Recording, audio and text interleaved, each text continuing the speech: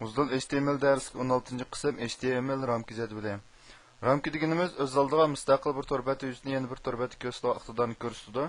Har bir ramka bir tor bet yuzi hisoblanadi. Ramka ishlatishning kamchilik taraflari tor bet tuzguchi bet mazmunini o'zgartmoqchi bo'lsa, cho'qim ko'pligiga HTML yuziga izg'oqlab tuzish kerak. Bütün betni printerlash qulaysiz. Ikkinchi ramka xat kuchiga fromset orqali aniqlik beramiz. Har bir fromset xat kuchi bir yurish qurva tizimlikni tashkil qildi. Biz mavjud va columns xarakteri orqali kenglik va egizlikka aniqlik beramiz. Masalan, misol qaraydigan bo'lsak, fromset aniqlik berildi.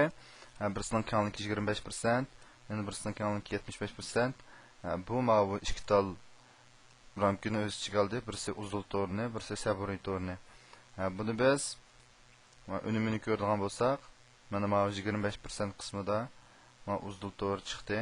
75% qismida saburiy tormada chiqdi.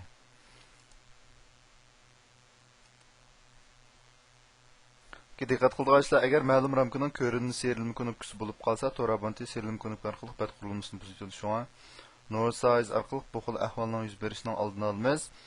Agar ramka qo'llamaydigan tor ko'rguvchilar uchun no frames ni qo'shib ramka qo'llamaslikni hukm qilish va eskartishni ishga oshiramiz. Masalan, misolda no frames deb bu qiymatni berdik, mana ichiga bodyni oldik. Amanda bo'lgan vaqtda agar bizning tor ko'rguvchimiz ramkani qo'llamagan ahvol ostida format normal ko'rsatmasa, eskartish uchuri berish orqali bizga bu tor ko'rguvchi ramka qo'llamaydi degan uchurni chiqarib berdi. Aniki diqqat qildigingiz fromset bilan bodyni tangishiltish qilmaydi. Masalan, fromsetniki ust ostiga bodyni yozmaymiz odatda. Anadan keyin no frame xat kuchini ishlatganda bodyni uning ichiga olamiz. Masalan, mana o'xshash ma'no ishlatgan vaqtimizda bodyni olmaymiz. No frames yozgan vaqtda no framesning ichiga body qiymatini olamiz.